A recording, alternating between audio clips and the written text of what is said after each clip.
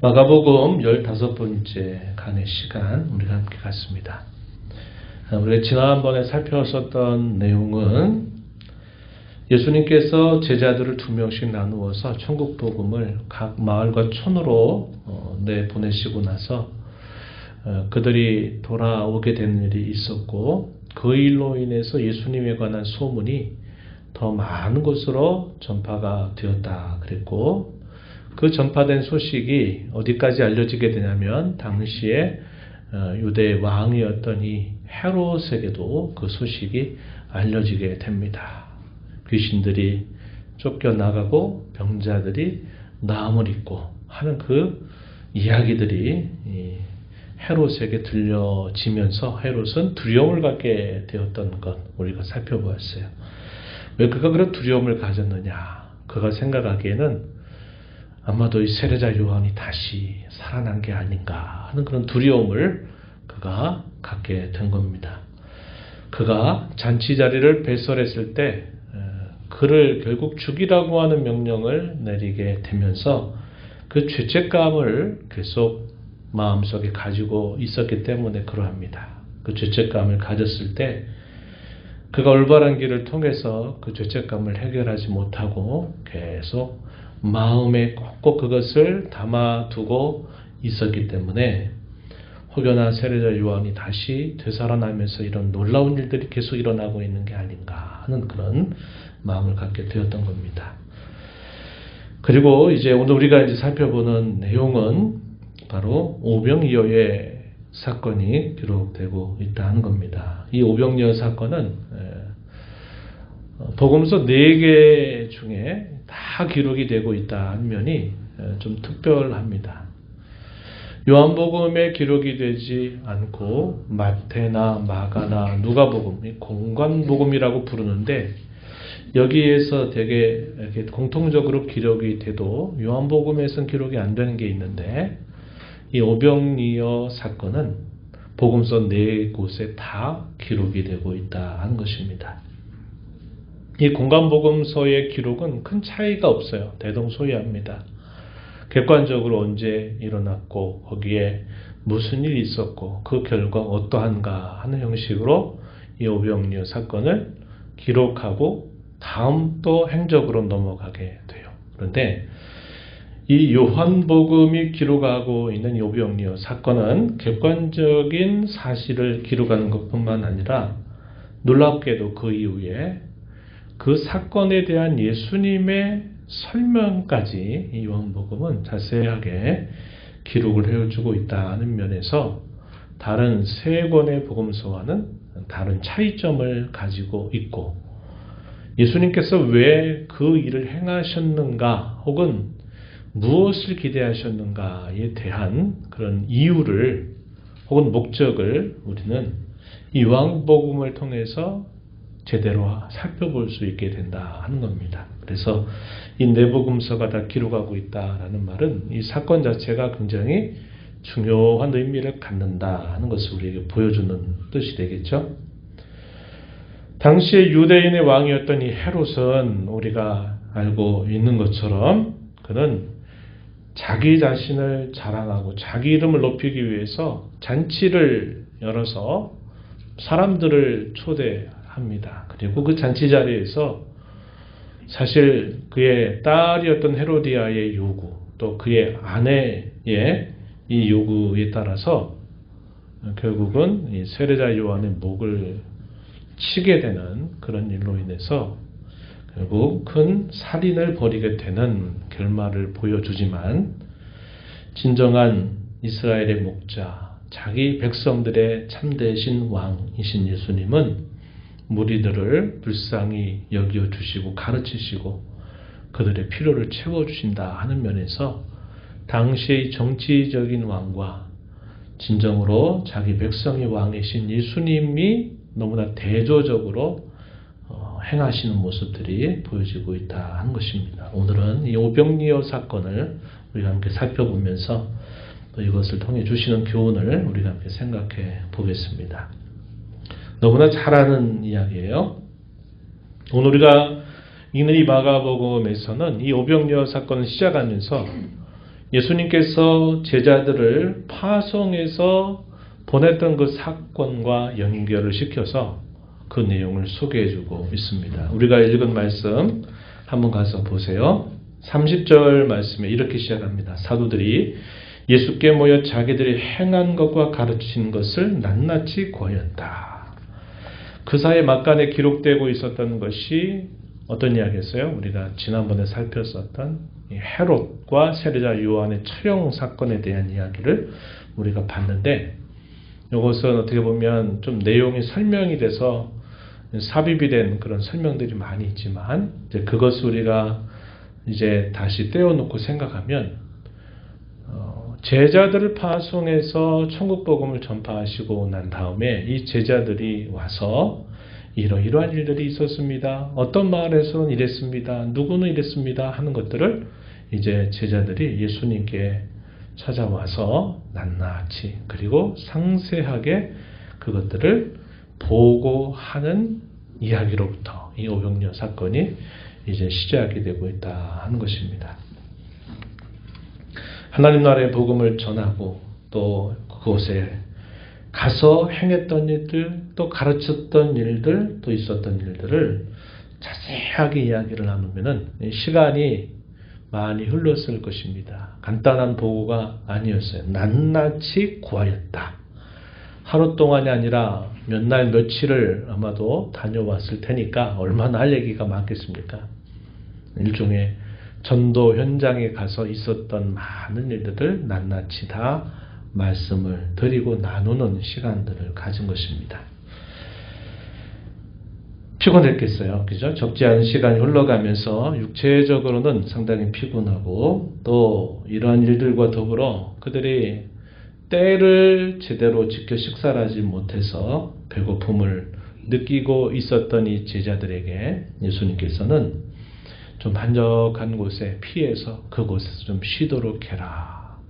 그들의 육체적인 피로함, 그들의 배고픔을 예수님께서 아시고서 그들로 하여금 좀 한적한 곳에 가서 쉬어라, 이런 말씀을 하시게 됩니다. 근데 이게 그렇게 되지 않았어요. 어떻게 됐느냐? 예수님의 말씀을 듣고 제자들은 예수님과 함께 또 배를 타고 이동을 하고 있는 겁니다. 그런데 예수님과 그의 제자들이 배를 타고 지금 갈릴리 바다로 또 가고 있는 모습들을 사람들이 본 거예요. 저 예수님 어디로 가시나?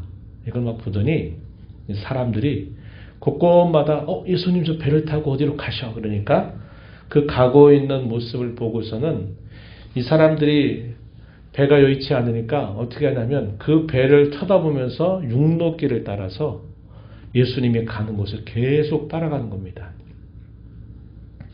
지난번 말씀드릴 때 이 갈릴리 바다가 긴 지름길로 말하면 상당히 먼 거리라고 했어요. 상당히 넓은 그곳을 배를 타고서 지나가는데, 배로 가는 건 지름길이잖아요. 근데 만약에 사람들이 그 배가 움직이는 게 어느 방향으로 간가를 보면서 따라간다 그러면은 길게는 한 2배 이상을 가야만 되는 먼 거리였어요. 그런데 사람들이 그것도 마다하지 않고 예수님이 저쪽으로 지금 배가 가고 있다. 우리 가보자. 그래가지고 사람들이 예수님의 배를 향하는 곳을 향해서 육로를 따라서 계속 쫓아가는 겁니다. 적지 않은 무리들이 모였어요. 몇 명이 모였다 그래요? 5,000명. 이 5,000명에는 아이들이나 여인들의 숫자가 빠진 숫자입니다. 그러면 적어도 한 2만 명 정도가 될 거예요. 거기에 아이들과 여성들까지 포함하면 그 많은 무리들이 모인 거예요. 예수님이 도착해 있는 그곳에 먼저 와서 있었던 사람도 있고, 또 따라서 예수님 뒤로 이제 예수님 오시고 나서 찾아온 무리들이 계속 늘어나게 되면서 벳세다라고 하는 이곳에 장정만 5,000명이 되는 그 많은 무리들이 모이게 된 겁니다. 쉬러 한적한 곳을 가서 찾아가려고 했던 그 계획은 사실상 그렇게 되지 않았던 것입니다. 무리들이 얼마나 그 예수님이 가는 곳곳마다 따라다니기를 원했는지, 우리가 잘 볼 수 있는 대목이 되죠.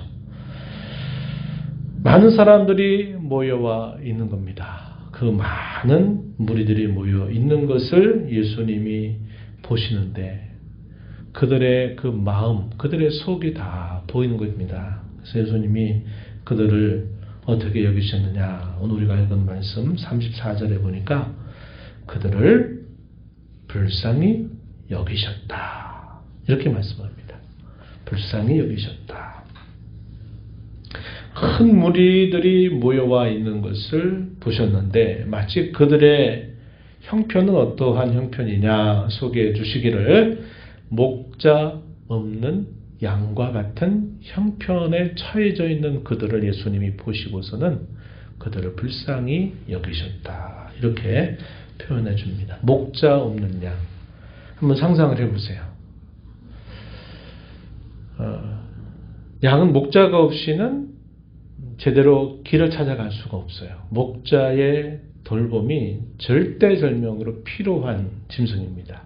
그런데 목자 없는 양이다 라는 것은 그야말로 그들의 처지나 그들의 상황이 대단히 좋지 않다는 것을 우리에게 보여주는 표현이죠. 그런데 이 표현이 구약 성경에 보면 특별히 예언서나 이런 시편에 보면 이 표현들이 하나의 관용구처럼 표현됩니다.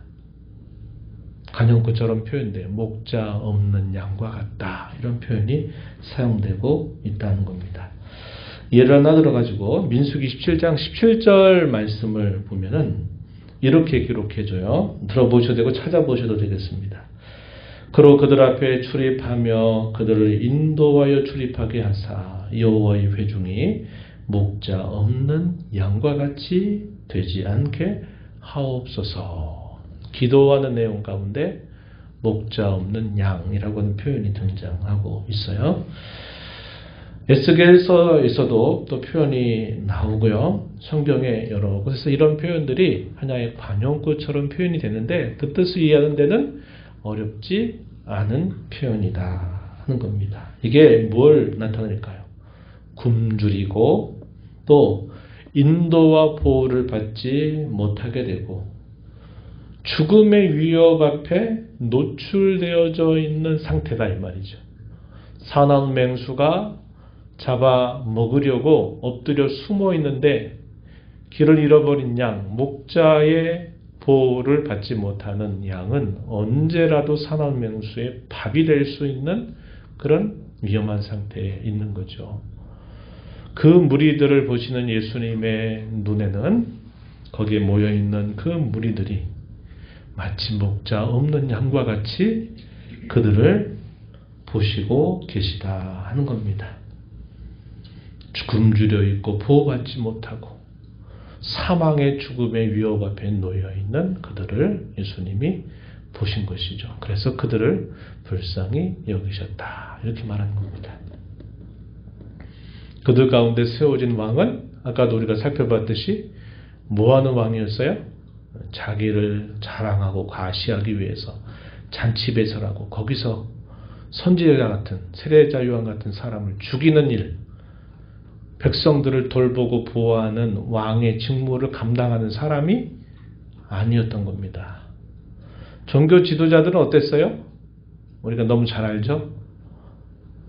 당시 종교 지도자들, 서기관이라든지 바리새인이라든지 또 대제사장이나 이런 인물들은 뭐 하는 사람이었습니까? 그 백성들의 영적인 필요를 돌봐서 그들로 하여금 하나님 안에 늘 있게 하는 그런 거룩한 직무를 맡은 사람들이 자기 배를 위하고 자기들의 욕심을 구하고 돈을 사랑하고 위선적이고 하는 그런 시대에 있었다 이 말이죠. 그러니까 그들의 종교적인 지도자들도 목자가 되기를 포기했고 그들의 정치적인 왕도 그들을 보호하는 그런 왕이 아니었다 이 말입니다. 그래서 예수님은 그들의 상황을 목자 없는 양같이 여기시면서 그들을 불쌍히 여기셨다. 그래서 그들에게 여러 가지 말씀으로 그들에게 천국 복음, 하나님 나라의 말씀을 그들에게 들려 주시게 되었다. 이렇게 소개를 해주고 있습니다. 34절에 그렇게 소개하고 있어요. 그러다가 시간이 지나가면서 날이 저물어 갑니다. 날이 저물어 가니까 이 제자들이 이거 안 되겠다. 너무나 많은 사람들이 함께 모여 있는 그곳에 그 많은 사람들이 이제 저물어 가면 집으로 돌아가든지 아니면 배가 고픈 시간이 이미 다 돼가는데 어떻게 할까 생각을 하다가 제자들이 이렇게 예수님께 찾아와서 말씀을 드려요. 예수님, 이 빈들에서 날은 저물어 가고 있는데 이 많은 사람들을 곳곳 마을에 좀 돌려보내서 저들에게 이 배고픔을 좀 요기라도 할 수 있도록 해달라고 요청을 한 것입니다. 다른 생각을 할 수 없어요. 그 많은 무리들이 모여있는 그곳에 배고파 져가는 그들을 어떻게 해야 될까? 다른 방책이 있을 수 없었던 겁니다. 그래서 예수님께 좀 일찍이라도 그들이 곳곳으로 가서 그 배고픔을 좀 달래게 해달라고 요청을 한 것이에요. 그랬더니 예수님이 대뜸 뭐라고 대답하시냐면 너희가 먹을 것 줘라. 이렇게 예수님이 말씀을 하십니다. 이게 무슨 말인지 이해할 다른 여지가 없죠. 말이 안 되는 말씀을 예수님이 하시잖아요. 너희가 먹을 것을 주래요. 한두 명도 아니라 그 무수하게 많은 무리들이 있는 그곳에 있는 사람들에게 너희가 가서 먹을 것 줘라 이런 말씀을 하세요. 여기엔 여러 가지 복합적인 의미가 담겨 있는 말씀이죠. 제자들은 그 깊은 속내를 알기는 어려워요. 그러니까 그들은 대뜸 대답하죠. 예수님, 여기 있는 사람들의 대략 먹으려고 하면 적어도 200데나리온 정도가 있어야만 그래도 이 사람들이 조금 허기를 달랠 수 있을 것 같은데 어떻게 합니까? 이렇게 대답을 하는 것입니다. 200데나리온 장정한 사람이 하루에 일해서 받는 그 싹시 한 데나리온이라고 이야기해요. 200데나리온이면 말 그대로 200일 동안 장정이 일해서 얻는 정도의 돈이 있어야만 거기 모여있는 사람이 한 끼 정도 먹을 수 있겠다. 이렇게 계산이 된 겁니다. 8개월 동안을 계속 일해야만 거기 모여있는 사람이 한 번 먹을 수 있는 정도의 돈이 든다. 이렇게 이야기를 해주는 것입니다. 이렇게 들었던 예수님은 또다시 제자들에게 다시 말씀하십니다. 너희 가운데서 떡 몇 개나 있는지 한번 알아봐라. 예수님은 말씀을 하셔요. 알아봤겠죠? 제자들이 그걸 불이 흩어져 가지고 혹시 누구 먹는 거 없느냐 했더니 다 먹는 거 준비해 온 사람이 없었어요. 인근에 있는 마을에 있는 사람들이야 멀리 오지 않았겠지만 예를 들어서 예수님이 배를 타고 제자들과 함께 막 노를 지어 가고 있는데 거기서부터 따라온 사람들은 상당한 거리를 막 뛰어오듯이 또 찾아왔어요. 그런 여유가 어디 있겠습니까? 먹을 것도 안 가져왔어요.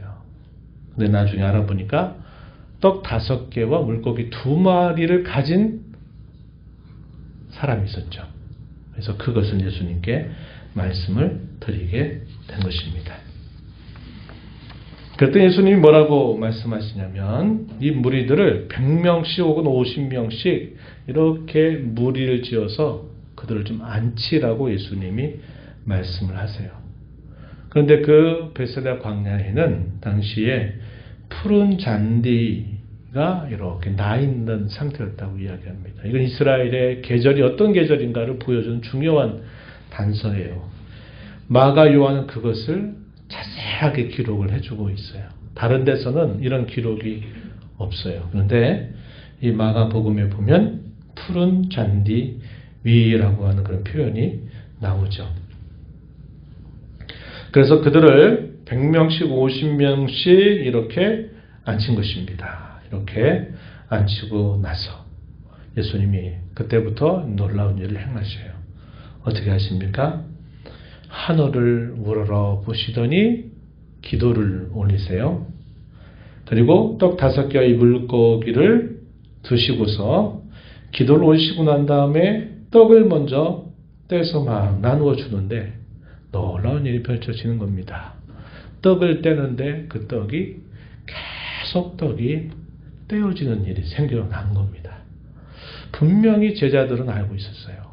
먹을거리를 찾고 찾다가 결국 이 물고기 2마리 떡 5조각 이것만 찾아냈는데 놀라운 일이 거기서 펼쳐지는 겁니다. 이렇게 계속 떡을 기도하시면 떡을 떼셨는데 계속 떡을 떼는 거예요. 이런 일이 언제 있었어요, 여러분? 우리가 얼마 전에 열왕기하 말씀 읽었죠. 엘리야가 그 가뭄의 시대에 활동했던 때, 또 그의 뒤를 이어서 엘리사가 하나님의 사람으로 활동했던 때가 가뭄이 극심한 때였어요. 하나님이 그 백성들에게 무엇인가 말씀하시는 굉장히 중요한 사인이었습니다. 그랬더니 먹을거리가 다 떨어져 굶어 죽게 되는 그런 상황 속에 하나님의 사람을 보내시잖아요. 사르밧 과부. 기름병 이제 한 번 떡을 구워 먹으면 더 이상 먹을 것이 없어서 굶어 죽어야 될 형편이 있는데 그곳에 보내시더니 거기에서 자기를 위해서 먼저 떡을 만들라고 하는 겁니다. 그리고서 하는데 그 기름이 떨어지질 않는 거예요. 그래서 이런 기적들이 엘리야 때도 엘리사 때도 일어나게 돼요. 처음에는 기름병을 모을 수 있는 병들을 다 모으라고 이야기합니다. 다 모아가지고 했더니 거기서 그 기름, 조금 남아있던 그 기름병을 이렇게 쏟아붓는데 조금 나온 다음에 끝나야 될 거 아니에요. 그런데 어떤 일이 생기냐면 붓는데 계속 나오는 거예요. 예수님께서 기도하시고 떡을 떼는데 그 떡은 불명 5개인데 떡을 떼는데 계속 떡이 막 떼어져 나오는 거예요. 순식간에 계속 일어나는 기적 같은 일이 일어난 것입니다. 그래서 그것을 50명씩 100명씩 앉아있는 사람들에게 이것을 계속 전달해 주는데 그게 얼마나 많았는지 아까 적어도 한 2만여 명이 되는 그 사람들에게 배불리 먹고 나서도 12바구니가 남을 정도로 넉넉하게 예수님께서 그들에게 먹을 것을 제공하신 일이 생겨난 것입니다. 물고기도 마찬가지예요. 그래서 이러한 놀라운 기적 같은 일들이 일어나게 되면서 그곳에 줄여 있었던 사람들이 배불리 먹게 되는 기적이 일어나게 되었다. 이렇게 이야기를 해줍니다. 그래서 오늘 우리가 읽은 이 마가복음에서도 뭐라고 표현했느냐? 42절, 43절, 44절 보면 대단히 객관적으로 표현했어요. 사실적으로. 다 배불리 먹고 남은 떡 조각 물고기를 12바구니에 차게 거두었다. 떡을 먹은 남자가 5,000명이었다. 남자 수만 5,000명이다. 이렇게 얘기를 해줍니다. 그러니까 여성과 아이들을 포함하면 적어도 한 2만여 명 정도 되는 사람이 그 광야에서 그들이 예수님의 기적을 통해서 배불리 먹는 역사가 일어나게 된 겁니다. 그리고 별다른 설명이 없이 그 다음에 이야기로 또 넘어가게 돼요. 그래서 아까 말씀드렸듯이 마태나 마가나 누가복음에서의 기록은 그런 정도를 기록하고 다음 행적으로 바로 넘어가요. 그런데 아까 말씀드렸던 것처럼 요한복음에서는 예수님이 그것을 행하시면서 무엇을 기대하며 행하셨는가를 분명히 예수님이 직접 설명하시는 말씀이 주어집니다. 이게 이제 요한복음 6장에 보게 되면 설명이 되어 있어요. 이 사건이 무엇을 의미하는지 아마도 제자들도 몰랐던 것 같아요. 복음서에 별다른 기록이 있질 않아요. 요한복음에서 예수님이 뭘 말씀하시는데 그게 무슨 말씀인지 제자들이 알아듣지를 못해요. 무리들도 뭐 그 설명을 듣는데 도대체 무슨 말씀인지를 알아듣지를 못합니다. 아, 말씀이 너무 어려워요, 예수님. 무슨 말인지 모르겠어요. 한두 사람씩 그 예수님의 말씀을 들었던 사람들이 이렇게 떠나가는 일이 있게 되죠. 그때 예수님께서 제자들에게 직접 물으세요. 너희도 가르느냐? 너희도 떠나갈래? 라고 예수님이 물으시니까 제자들이 뭐라고 답변합니까? 기억나요? 영생의 말씀이 여기 있었는데 우리가 어디로 가겠습니까, 예수님? 이렇게 답변해요. 그러나 예수님이 설명하셨던 그 말은 이해를 못했어요. 너무 어려워요. 너무 어려워요. 그래서 그들 제자들도 알지는 못했다는 것을 우리가 알게 됩니다. 예수님이 이렇게 행하셨던 이 사건은 우리에게 무엇인가를 분명히 보여주는 거죠. 당시 백성들에게도 예수님이 그냥 배고파가지고 어쩔 수 없이 그렇게 하신 일이 아니라 그건 분명히 계획된 일이었다는 겁니다. 옛적에 이스라엘 백성들에게 예언했던 말씀 가운데 이런 말씀이 예언된 바가 있어요. 이스라엘 자손들이 나라가 망하게 되고 포로로 끌려가면서 있는 그들에게 하나님이 장차 그들에게 행하실 일들을 선지자를 통해서 말씀해 주신 것이 있어요. 그건 뭐냐면 그 이방 땅의 객처럼 있었던 그들이 다시 하나님의 백성들 그 땅으로 다시 돌아가게 될 것을 말씀하고 그들을 다시 그 땅으로 돌아가게 하실 때 다윗과 같은 목자를 세워서 마치 그 옛날 애굽에서 나온 백성들을 광야에서 먹이셨던 것처럼 다윗 같은 목자가 나와서 그들을 먹이실 것이다 라고 예언했던 말씀이 있습니다. 이 대한 예언은 성경 한 곳에만 예언된 게 아니라 특별히 포로기에 있을 때 예언되었던 그런 말씀입니다. 예레미야를 통해서도 에스겔을 통해서도 예언되고 또 시편을 통해서도 그런 말씀이 예언된 것이 있어요. 거기 몇 구절을 좀 여러분들에게 좀 소개를 해드릴게요. 에스겔서 34장 23절 말씀에 보면은 이렇게 기록됩니다. 내가 한 목자를 그들 위에 세워 먹이게 하리니 그는 내 종 다윗이라. 그가 그들을 먹이고 그들의 목자가 될지라. 이렇게 예언을 합니다. 조금 더 뒤로 가서 에스겔 37장 24절 25절에서는 또 이렇게 기록합니다. 내 종 다윗이 그들의 왕이 되리니 그들 모두에게 한 목자가 있을 것이라.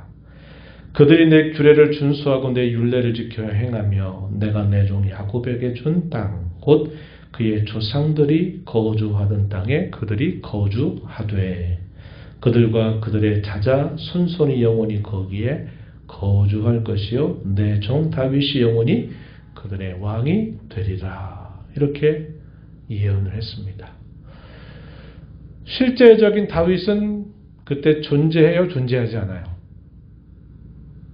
다윗은 훨씬 이전 사람이에요. 그런데 포로기에 있는 그 백성들에게 예레미야 선지자도 그렇고 에스겔 선지자도 내 종 다윗을 그들 위에 세워서 그들을 인도할 것이고 그들을 먹일 것이다. 이렇게 예언을 한 겁니다. 시편에서도 78편 52절 말씀에 보면은 이런 말씀이 또 주어져 있어요. 그가 자기 백성은 양같이 인도하여 내시고 광야에서 양떼같이 지도하셨도다. 이렇게 말합니다. 이런 말씀들이 보여주는 게 뭐냐면 역사적으로는 패망을 당한 그런 나라를 이룬 서름 가운데 있지만 하나님 이게 끝이 아니라고 말씀하시는구나. 하나님께서 장차 우리를 다시 그 약속의 땅으로 돌아가게 하실 텐데 우리 앞서 살았던 다윗과 같은 그러한 종을 세우고 그런 인물을 세워서 우리를 그곳으로 인도하고 우리를 먹이실 거다. 이렇게 예언을 하니까 그게 뭐에 대한 예언인 줄을 그들이 알게 되냐면 다윗과 같은 메시아가 오셔서 이런 일을 행해 주실 것이다 라는 그런 기대를 갖는 겁니다. 그래서 그 말씀이 이루어진 때가 언제냐? 메시아께서 강림하실 때다. 이러한 소망을 가지고 있었던 것입니다. 그래서 이런 예언들의 말씀을 그들이 만약에 잘 떠올리고 있었더라면 예수님이 행하신 그 일은 구약의 선지자들이 예언했던 그 예언을 우리에게 보여주는 하나의 결정적인 사건일 수 있구나 하는 것을 보여주는 것인데, 아까도 말씀드렸듯이 그런 사실들을 깨닫지를 못한 겁니다. 그들은 놀라움을 경험했죠. 어떤 놀라움입니까? 그들이 거기에 보이는 수많은 사람들이 배불리 먹고도 남을 정도로 예수님이 놀라운 기적을 그들에게 이루어졌다고 하는 것에 대한 놀라움은 가지고 있었지만, 예수님이 행하셨던 그 일이, 그 옛날 선지자들이 예언했던 그 일을 예수님이 이렇게 행하시는구나 하는 것에 대해서는 사실 잘 이해하지를 못하는 그런 모습을 보였다 하는 것입니다. 그래서 이러한 성경의 예언들이 있었기 때문에 이 유대의 전통 가운데 이런 전통들이 있었다고 말합니다. 마치 처음 애굽에서 나올 때 이스라엘 백성들 광야 가운데 있을 때 하나님이 광야에서 자기 백성을 먹이시는 일이 있었는데 장차 그런 일이 또 분명히 있을 것이다 라는 그런 유대인들의 어떤 전승 혹은 전통들이 있었다 이 말이에요. 그래서 사실은 이 베세다 광야에서 그들을 먹인 것은 그 옛날 우리 조상들이 애굽에서 나와서 광야길에서 먹을 것을 구할 수 없는 그때에 하나님이 만나를 먹이시면서 우리 조상들을 먹이셨던 그 사건을 마치 또 여기서 지금 예수님이 행하시는 것 같은 그런 일을 보여주는 것인데도 그들은 그것을 잘 깨닫지 못했다는 것입니다. 우리가 이런 내용들을 보면서 몇 가지 좀 적용을 해보려고 해요. 첫 번째는 이겁니다. 자기 백성들을 먹이시고 돌보시는 하나님, 그 하나님은 오늘 우리 가운데서 그렇게 지금도 행하시는 분으로 우리가 신뢰해야 되겠다는 것입니다. 광야를 사는 이스라엘 자손들을 만나로 먹이셨던 것처럼 광야에서 배고파하는 무리들을 떡과 물고기로 예수님은 먹여주셨습니다. 그것은 우리 주님께서 언제나 우리를 돌보아 주시며 우리 필요를 채워주신다고 하는 것을 깨우쳐 주는 하나의 좋은 예가 될 수 있는 겁니다. 예수님은 사실 매일 자기 백성들의 필요를 채워주세요. 그런데 간혹 이와 같이 예수님이 행해 주시는 매일매일 조금씩 행해 주시는 기적 같은 일들을 이렇게 때로 다급하고 중요한 순간에는 그것을 매일매일이 아니라 한꺼번에 그냥 예수님이 그런 필요를 채워주시기도 하신다는 겁니다. 우리는 그걸 두고 뭐라고 말하냐면 주일날 오후에도 말씀드렸듯이 우리의 상식적인 우리의 선을 넘어서는 섭리, 비상섭리라고 말해요. 이거 기적이다 이렇게 말해요. 예수님 우리에게 매일 먹여주시는 것도 사실은 그것도 기적인데 우리는 그거는 매일 있는 일이니까 기적처럼 안 보여요. 그런데 매일 있는 이 일을 한꺼번에 그 수많은 사람들에게 한꺼번에 딱 먹여주시니까 이거는 있을 수 없는 일이 일어난 거야. 그래서 사람들은 이건 기적이야 이렇게 말해요. 그러니까 사실은 예수님이 자기 백성들의 필요를 돌보시는 일은 매일 하시기도 하시고 때로는 이렇게 한꺼번에 하시는 일을 예수님은 늘 항상 행해주고 계시다 하는 것을 우리는 기억해야 합니다. 우리에게는 기적이지만 사실 예수님께는 조금 그것을 조정한 것에 지나지 않는 거예요. 우리는 일상적으로 그게 주어질 때는 그게 기적이라고 여기지 않고 당연한 것으로 여기다가 그게 일상적이지 않으면 이건 기적이다 라고 우리는 그렇게 놀라워하지만 사실은 우리 예수님 입장에서 볼 때는 이거나 저거나 다 사실은 똑같은 일을 우리 가운데 행해 주신 일임을 우리는 알게 된다는 것입니다. 우리의 필요의 완급을 주님이 잘 아십니다.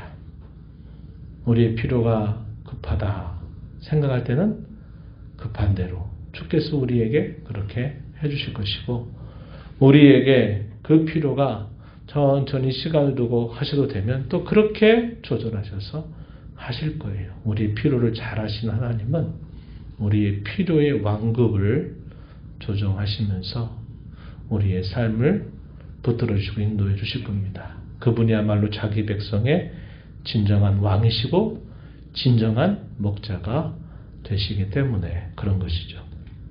그래서 우리는 그러한 하나님을 신뢰하면서 매일매일을 살아가야 되겠다는 것이고 두 번째는요. 육체적인 안식만 아니라 우리에게는 영적인 안식을 우리는 늘 구하면서 살아야 되겠고 육체적인 배고픔을 극복하는 것뿐만 아니라 영적인 배고픔을 늘 채워가는 일에 힘을 쓰는 저와 여러분이 되어야겠다는 겁니다. 우리 사람은 육체적인 안식이 없이는 살 수 없어요. 하지만 그보다도 영적인 안식이 없이는 역시 우린 더 살 수 없는 존재라는 것을 우리는 기억해야 합니다. 사실 예수님은 그 지쳐 보이고 배고파하는 제자들에게 한적한 곳에 가서 좀 쉬어라. 그들의 필요를 아신 주님은 그들을 배를 타고 조용한 곳에 가서 쉬게 하기를 원하셨어요. 물론 그 이후에 어떤 일이 생겨났는지 모르셨다고 말할 수는 없죠. 알고 계시지만 그래도 예수님은 이런 육체적인 피로감이라든지 그들의 육신적인 배고픔을 알아주시는 분이셨다 이 말이에요. 그런데 그 이후에 벌어진 사건은 그들의 어떤 영적인 안식, 영적인 배고픔을 결국은 예수님이 채워주신 일을 예수님은 행하신 거거든요. 우리가 하루 종일 일하면 우리는 피곤해합니다. 그죠? 잠을 안 자면 못 견뎌요. 그건 우리 몸이 요구합니다.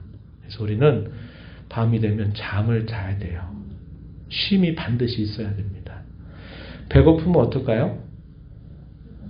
한 끼 정도야 뭐 어떻게든 참고 뭐 특별한 목적이 있는 거예요. 금식에서 얼마 동안 참을 수 있을지 모르지만 우린 배고프면 어떻게든지 그 배고픔을 해결하고 말아요. 그죠? 우리의 육체적인 쉼이나 안식이나 우리 육체적인 배고픔은 누구든지 다 어떻게든지 해결하고 살아요. 왜? 그거 없으면 안 된다고 생각하니까. 얼마나 피곤하면 군인들이 걸어가면서 잔다고 그러잖아요. 걸어가면서도 잔대. 왜? 피로해서 쉬어야 되는데 못 쉬니까 몸은 기계처럼 움직여도 눈 감고 자면서 행보한다 그러잖아요. 그러니까 우리 사람은 그렇게 돼 있어요. 근데 문제는 뭐냐면 우리의 영적인 안식이라든지 우리의 영적인 배고픔을 채우고자 하는 욕구는 별로 느끼지 못하고 별로 생각하지 않는다는 것이 안타까운 일이라는 겁니다. 육체적인 쉼이나 배고픔은 우리가 늘 느끼는 필요이지만 영적인 안식과 배고픔은 별로 느끼지를 못하는 것이 우리의 안타까운 모습이에요. 영적인 배고픔과 안식을 우리가 느끼지 못하면 우리가 영적으로 무지해지는 삶을 살아가게 되는 것입니다. 예수님은 이 오병이의 사건을 통해서 무엇을 주시려고 하셨을까요? 눈에 보이는 것을 하나의 도구로 삼아가지고 보이지 않는 참되고 영원한 것을 예수님은 그들에게 가르치시기를 원하셨어요. 그분 자신이 기다렸던 메시아이심을 알게 하고 믿게 하시려는 뜻이 있었어요. 자기 백성을 위해서 하늘로부터 내려온 살아있는 떡임을 그들에게 알고 믿게 하시기를 원하셨어요. 예수님이 바로 그분 자신이 생명을 주는, 영생을 주는 떡인 줄 알고 믿게 하시기를 원하셨어요. 제가 드리는 지금 이 이야기가 어디 나온 줄 아시겠죠? 요한복음 6장에 예수님이 이 오병이어의 사건에 대해서 친히 설명해 주신 말씀이 바로 이 내용이었어요. 광야에서 내려준 만나를 먹었던 그 백성은 이미 다 죽었다. 그러나 나는 곧 생명의 떡으로 여기 왔다. 하늘로부터 내려온 살아있는 떡이고 나를 먹는 사람은 영생하는 그런 은혜를 입는다. 이런 말씀을 하신 거예요. 그러니까 눈에 보이는 떡과 물고기를 그들이 먹으면서 만족감을 얻고 기뻐했던 그걸 통해서 예수님이 정말 그들에게 보여주시고 했던 분명한 목적은 주님 자신이 바로 그들이 기다렸던 메시아임을 알게 하고 그분 자신이 주시는 그 생명을 믿어서 구원을 받게 하시려는데 그 분명한 뜻이 있었지만 사실은 제자들도 또 당시 있는 사람도 그 사실을 깨닫지를 못했다 하는 것입니다. 그래서 우리가 이 땅에 살면서 영적인 안식과 영적인 배고픔을 우리가 늘 느끼면서 살도록 사는 것이 우리 성도에게는 대단히 중요하다 하는 겁니다. 가장 좋은 건 뭐겠어요? 하나님이 은혜를 막 부어주셔가지고 마치 우리의 육체가 막 피곤해가지고 나 잠자야 돼 하는 것처럼 혹은 내가 너무 배가 고파서 난 지금 빨리 뭐라도 먹어야 돼 하는 그 우리 몸의 그 갈증을 느끼게 되는 것처럼 때로 하나님이 우리에게 풍부한 은혜를 주셔가지고 우리에게 그런 육체적인 똑같은 피로를 느끼게 하실 때가 있어요. 그렇죠. 그럴 때가 있어요. 그래서 배고파하고 영적으로 주려하고 영적으로 가난하게 그런 마음을 막 부어주실 때는 마치 그걸 해결하지 않으면 안 될 것처럼 우리가 해결하게 되는 때가 분명히 있어요. 그런데 그럴 때가 늘 죽을 때까지 이어지면 얼마나 좋겠어요. 근데 그게 그렇지 않다 이 말이에요. 그러니까 우리가 그 영적인 안식이나 영적인 배고픔을 내가 이것을 해결하지 않고는 안 되겠다 하는 마음이 이게 잘 들지 않게 된다는 겁니다. 근데 우리는 성도로 살아가려면 이러한 영적인 갈급함, 영적인 안식이 우리에게 항상 허기지듯이 있도록 해야 된다는 거예요. 그래서 우리가 그런 성도로 살아가는 것이 중요하다 하는 것이고 마지막으로 반대로 이런 거죠. 당시 사람들이 기적을 보고 기뻐했던 게 뭐겠어요? 배가 고팠는데 막 그 배고픔을 예수님이 기적을 통해서 공급해 주니까 너무 얼마나 기분이 좋겠습니까? 만족이 된 거예요. 그러다 보니까 이들에게 있어서 예수님은 어떤 분이냐? 우리의 배고픔과 우리의 필요와 우리의 만족을 주실 수 있는 분이다. 이런 생각을 한 거죠. 그리고 어떻게 했냐면 우리 공관복음서에 안 나오는데 요한복음에 보면 이들이 이걸 경험하고서 어떻게 하려고 했을까요? 요한복음 6장 14절 15절 말씀에 보면은 이렇게 기록됩니다. 사람들이 예수께서 행하신 이 표적을 보고 말하되 이는 참으로 세상에 오실 그 선지자라 하더라. 그러므로 예수께서 그들이 와서 자기를 억지로 붙들어 임금으로 삼으려는 줄 아시고 다시 혼자 산으로 떠나 가시니라. 이렇게 기록되어 있습니다. 당시 사람들이 예수님을 어떻게 하려고 그랬어요? 우리의 임금이 되어주세요. 근데 어떤 임금? 자신들의 현세적인 복음, 현세적인 복을 충족시켜 주시는 그런 임금이 되어달라 라고 예수님을 요구하니까 예수님께서 그들 곁을 떠나셨다고 이렇게 말해줘요. 예수님을 진정으로 만나지 않는 사람은 예수님을 항상 이럴 때 찾아요. 자기의 현세적인 복을 위해서 자기의 현실적인 문제 해결을 위해서 예수님을 찾게 돼 있어요. 근데 예수님은 그런 자리를 떠나가신다 이 말이에요. 예수님이 진정으로 우리를 죄로부터 안식을 주시고 우리의 영적인 배고픔을 만족해 하시는 그런 분이심을 우리가 분명히 깨닫고 그분을 믿고 따라야지, 그렇게 되지 않으면 그저 문제 해결을 위해서 예수님 부르고 따르고 그런 임금처럼 예수님을 섬기려고 하는 모습들이 항상 생겨나게 된다는 겁니다. 그런 면에서 우리는 항상 조심해야 돼요. 그런 임금, 그런 주님 삼으려고 하는 태도를 우리는 거절해야만 된다는 겁니다. 이런 교훈들을 마음에 새기면서 주님을 섬겨가는 저와 여러분 되기를 바랍니다. 하나님 아버지, 오늘도 제대로 불러주셔서 주께서 행하셨던 여러 기적 사건 가운데 오병이어 사건을 함께 살펴보았습니다. 그 사건을 통해서 주님이 진정 주시고자 하시는 것이 무엇인가를 말씀해 주셨는데, 저에게 땅의 성도로 살면서 육신적인 쉼, 육신적인 배고픔을 채우려고 하는 것은 말하지 않아도 잘하건만 영적으로 참된 안식을 얻는 일이나 또 영적인 배고픔을 주님을 찾아서 도움을 얻고 만족을 얻으려고 하는 그런 면에서 저희가 얼마나 부족함이 많은지 다시 한번 보게 됩니다. 이 땅의 성도로 살면서 우리 주님만이 우리 영혼의 참된 안식과 참된 배고픔을 채워주시는 유일한 분이심을 언제나 알고 주님 잘 섬겨가는 저희가 되게 주옵소서. 예수님 이름으로 기도하옵나이다. 아멘.